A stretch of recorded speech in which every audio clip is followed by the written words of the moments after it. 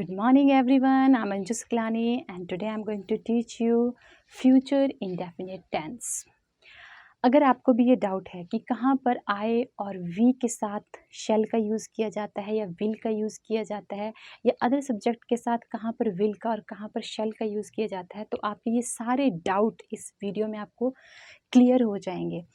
और अगर आपने अपने इस चैनल गौरीद इंग्लिश क्लासरूम को सब्सक्राइब नहीं किया है तो जल्दी से सब्सक्राइब कर लीजिए और बेल बटन को भी हिट कर लीजिए ताकि मेरे आने वाली हर एक वीडियो की नोटिफिकेशन आपको पहुंच सके और आप ज़्यादा से ज़्यादा इन वीडियो का लाभ उठा सकें। और ये वीडियोस अपने फ्रेंड्स के साथ भी शेयर कीजिए ताकि और आपके फ्रेंड्स इन वीडियोस का फ़ायदा उठा सकें। तो विदाउट वेस्टिंग आवर टाइम हम शुरू करते हैं। आज का टॉपिक जो है फ्यूचर इंडेफिनिट टेंस।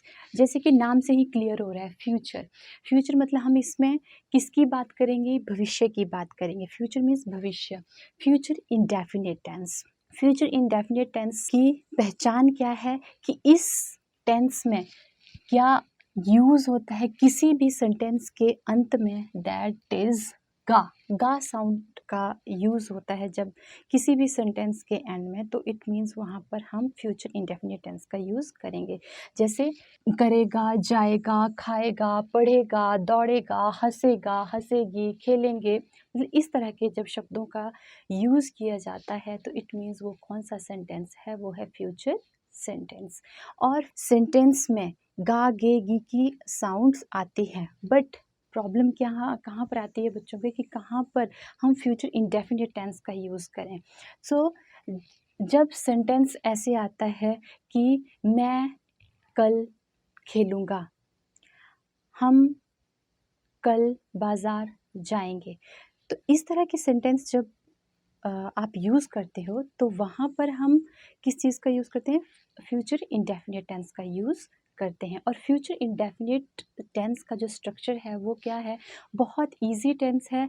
सिर्फ इसमें आपको क्या यूज़ करना है? सब्जेक्ट, देन सब्जेक्ट के बाद आपको शैल और विल का यूज़ करना है। किस चीज़ का यूज़ करना है? शैल और विल का यूज़ करना है। आफ्टर दैट वर्ब की फर्स्ट फॉर्म, देन ऑब्जेक्ट और देन अदर वर्ड्स। उसके बाद अगर हम नेगेटिव सेंटेंस देखते हैं तो उसमें भी सब्जेक्ट, फिर विल और शैल, और उसके बाद सिर्फ एक वर्ड यूज़ करेंगे दैट इज़ नॉट, फिर और सारा स्ट्रक्चर वही रहेगा, verb, then object, then other words. Then after that interrogative. Interrogative में विल और शैल को आप आगे लेकर आते हैं, ठीक है? विल और शैल, फिर सब्जेक्ट, फिर वर्ब, फिर object and then other words. जैसे ये सेंटेंस है, इंटेरोगेटिव सेंटेंस है। मैंने बोला कि वे मैच खेलेंगे, तो आप क्या बनाओगे? वे मैच खेलेंगे, दे विल प्ले मैच। क्या वे मैच खेलेंगे? तो आप क्या बनाएंगे उसका? विल या शैल जो भी है उसको आप आगे लेकर आएंगे। जैसे ही, शी, इट, दे, इनके साथ आप विल का यूज़ करते हैं तो आप विल को आगे लेकर आएंगे, विल, फिर उसके बाद subject, will they play match, तो इस तरह से, ठीक है? और अगर नेगेटिव इंटेरोगेटिव टेंस का यूज़ करना है तो आप विल शैल का यूज़ करके, सब्जेक्ट को यूज़ करके, उसके बाद आप नॉट का यूज़ करेंगे। विल नॉट इकट्ठा नहीं लिखेंगे, शैल नॉट को इकट्ठा नहीं लिखेंगे। विल शैल के बाद आप सब्जेक्ट का यूज़ करेंगे, जो भी सब्जेक्ट है, he, she, it, I, we, you, they, जो भी है उसका यूज़ करेंगे, then not and then verb, then object and then other words. अब बच्चों का कन्फ्यूज़न कहाँ पर होता है? बच्चों को कन्फ्यूज़न होता है कि जैसे रूल तो ये बोलता है कि आई और वी के साथ हम शैल का यूज़ करते हैं, बाकी और अदर सब्जेक्ट के साथ ही, शी, इट, यू, दे, इन सभी के साथ हम विल का यूज़ करते हैं। ये जो चीज़ है ये तो डेफिनेट है, ये एक फॉर्मूला है, ठीक है? आई और वी के साथ शैल का यूज़ करते हैं, बट जहाँ पर हम कोई भी चीज़ डेफिनेट बोलते हैं वहाँ पर हम इन दोनों को एक्सचेंज कर देते हैं। इट मीन्स फॉर एग्ज़ाम्पल, जैसे मैंने बोला मैंने इतनी मेहनत की है कि मुझे ये जॉब ज़रूर मिलेगी। जब आप किसी भी चीज़ को कि 101% है कि ये जॉब मुझे ज़रूर मिलेगी, या मैंने इतनी मेहनत की है कि मैं ये मैच ज़रूर जीतूँगी, या मैंने इतनी मेहनत की है कि मैं 90% मार्क्स ज़रूर लूँगी, कि 90% तो मेरे आएंगे ही आएंगे, इससे प्लस भी हो सकते हैं, इससे कम नहीं हो सकते। जब आप इस तरह की चीज़ों की बात करते हैं तो हम आई और वी के साथ शेल का यूज़ करते हैं, बट तब हम इसको चेंज कर देते हैं। तब हम आई, जैसे मैंने बोला कि मेरे 90% से अबव नंबर आएंगे, इतनी मैंने मेहनत की है कि मेरे 90% से प्लस मार्क्स आएंगे, तो ऐसी कंडीशन में आई के साथ विल का यूज़ किया जाएगा। ठीक है, वी के साथ भी कि जैसे बोला हम मैच ज़रूर जीतेंगे, हमने इतनी मेहनत की है कि हम मैच ज़रूर जीतेंगे। जब इसमें ज़रूर वर्ड का, अवश्य वर्ड का यूज़ कर दिया तो इट मीन्स आप वी के साथ विल का यूज़ करेंगे, राइट। और इसी तरह से ही उसे यह जॉब ज़रूर मिलेगी, उसे यह जॉब ज़रूर मिलेगी, तो आप ही के साथ किस चीज़ का यूज़ करेंगे? शैल का यूज़ करेंगे। शी के साथ भी शैल का यूज़ करेंगे। कैसे? जब कोई भी चीज़ डेफिनेट हो जाती है तो हम ये आई और वी के साथ विल का यूज़ करते हैं, और ही शी इट यू दे के साथ शैल का यूज़ करते हैं। मतलब हम इन दोनों को एक्सचेंज कर देते हैं। बाकी सिंपली तो रूल तो यही है, ऐसे ही हम यूज़ करते हैं, बट जब डेफिनेट हो जाती है कोई चीज़ तो हम इनको एक्सचेंज कर देते हैं। इन वर्ड्स के साथ विल यूज़ होता है और इन सब्जेक्ट के साथ शैल का यूज़ होता है। ठीक है, फॉर एग्जाम्पल यहाँ पे कुछ और एग्जाम्पल मैंने लिखे, जैसे तुम्हें पुरस्कार ज़रूर मिलेगा। अब यहाँ पे एक वर्ड का यूज़ किया है, वो है ज़रूर मिलेगा। तो यू के साथ वैसे तो रूल क्या कहता है कि यू के साथ हम विल का यूज़ करते हैं, बट जब यहाँ पे ये वर्ड यूज़ कर दिया तो यू के साथ हम शैल का यूज़ कर रहे हैं। You shall get this reward. जैसे कि आपका रूल भी क्या है, पहले सब्जेक्ट है, फिर विल और शैल का यूज़ है, फिर वर्ब का यूज़ है, और फिर ऑब्जेक्ट का यूज़ है। तो यही सब, you shall get this reward. You के साथ शैल का यूज़ क्यों किया है? क्योंकि वहाँ पे ज़रूर वर्ड का इस्तेमाल किया गया है। तुम्हें पुरस्कार ज़रूर मिलेगा, तो you shall get this reward. ठीक है, तुम्हें पुरस्कार मिलेगा। अगर हम सिंपली बोले तुम्हें पुरस्कार मिलेगा, तो क्या करते हैं आप यहाँ पे? You will get this reward. Next है, मैं आपकी मदद अवश्य करूँगा, ज़रूर करूँगा, चाहे जो कुछ भी हो जाए मैं तुम्हारी मदद ज़रूर करूँगा। जब यहाँ पे अवश्य लिख दिया तो आई के साथ, वैसे तो आई के साथ किस चीज़ का यूज़ किया गया है? शैल का यूज़ किया गया है, बट जब आपने यहाँ पे अवश्य शब्द का इस्तेमाल किया है तो आई के साथ आप किस चीज़ का यूज़ कर रहे हैं? यहाँ पे विल का यूज़ कर रहे हैं। I will help you.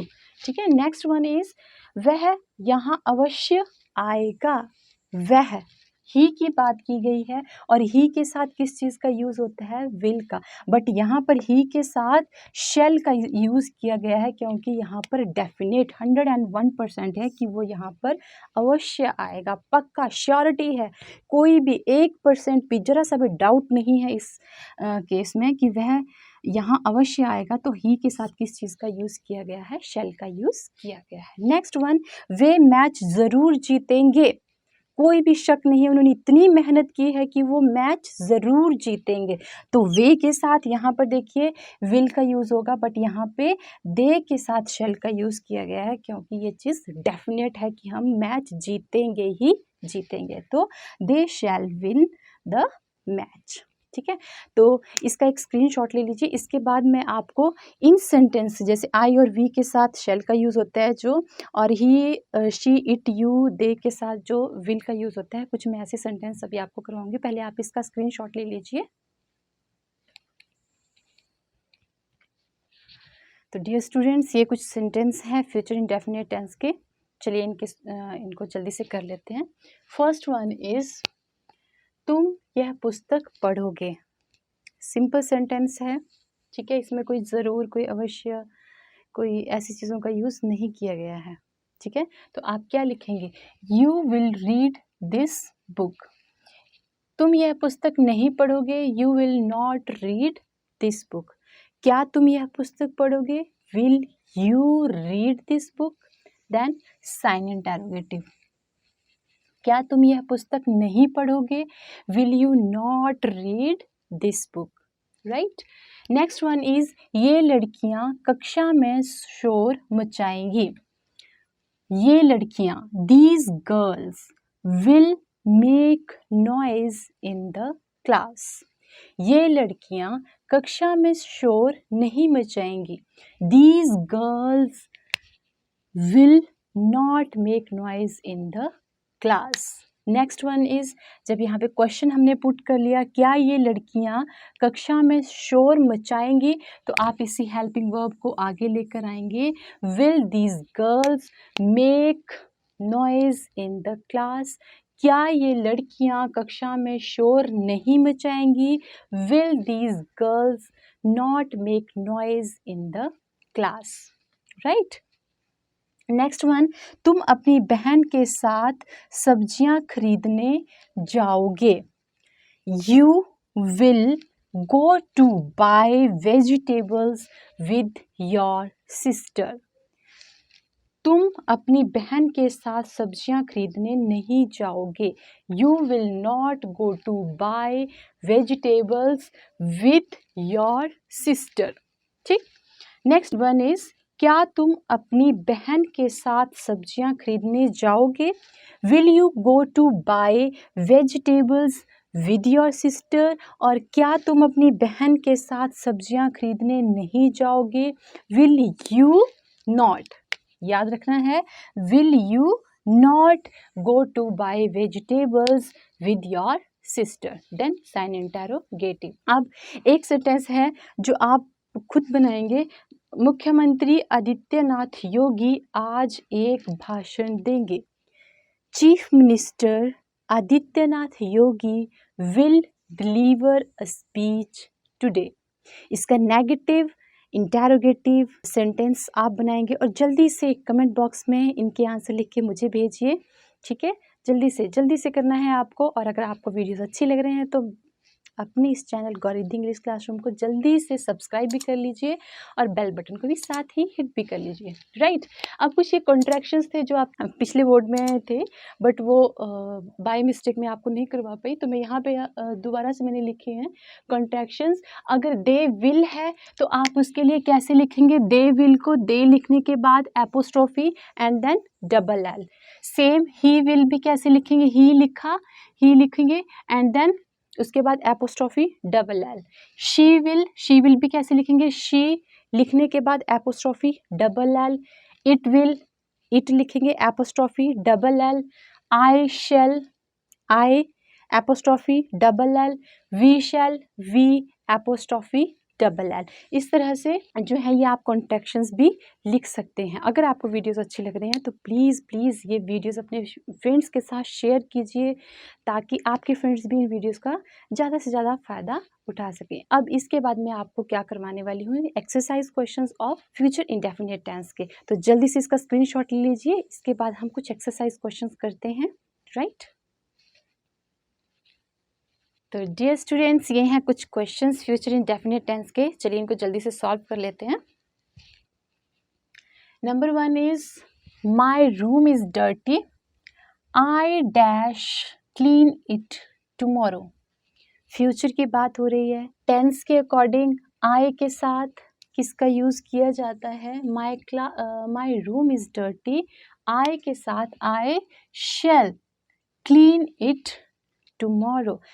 अब यहाँ पर आपको कन्फ्यूज़न होगा कि यहाँ पे आई के साथ शेल का यूज़ किया जाए या विल का यूज़ किया जाए. बट यहाँ पे इसने क्या बोला हुआ कि माई रूम इज़ डर्टी, मेरा रूम गंदा है और मैं क्या करूँगा इसको, आई विल या शेल क्लीन इट टुमारो. तो इसमें आप किस चीज़ का यूज़ कर सकते हैं, इसमें आप विल का यूज़ करेंगे क्योंकि उसकी क्या है कि वो इस रूम को कल क्या करने वाला है, साफ़ करने वाला है. मतलब एक डेफिनेट, उसको लगता है कि मेरा रूम गंदा है, बहुत गंदा है और मुझे क्या करना है, अपने रूम को कल क्लीन करना है. तो इसमें आप किस चीज़ का यूज़ करेंगे, I will clean, I will clean it tomorrow. Next one is, he dash late tonight.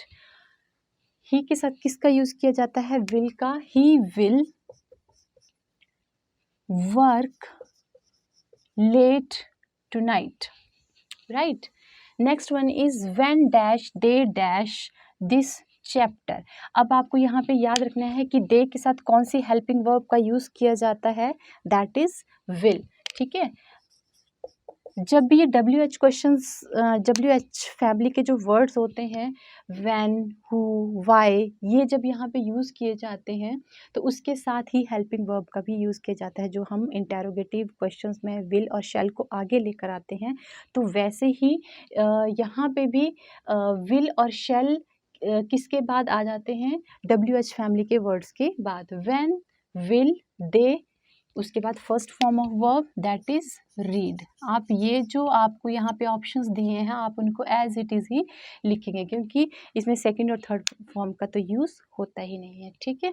तो same, when will they read this chapter, dash I open the window, ये नॉर्मल बात बोली गई है कि मुझे क्या विंडो को ओपन करना चाहिए, तो आप यहाँ पे क्या लिखेंगे, shall I open the window, क्योंकि आई के साथ शेल का यूज होता है। Next, unless you study harder you dash not get good marks. अब यहाँ पर क्या है, अनलेस एक कंडीशन दी गई है, ये क्या होते हैं, ये एक कंडीशनल सेंटेंस होते हैं। जैसे ये कंडीशनल सेंटेंस का जो चैप्टर है मैं आपको आपके लिए एक सेपरेट वीडियो बनाऊंगी, जिसमें क्या होता है कि अगर आपका फर्स्ट सेंटेंस प्रेजेंट इंडेफिनिट में है तो नेक्स्ट जो है आपका फ्यूचर इंडेफिनिट टेंस में यूज़ किया जाता है, ठीक है।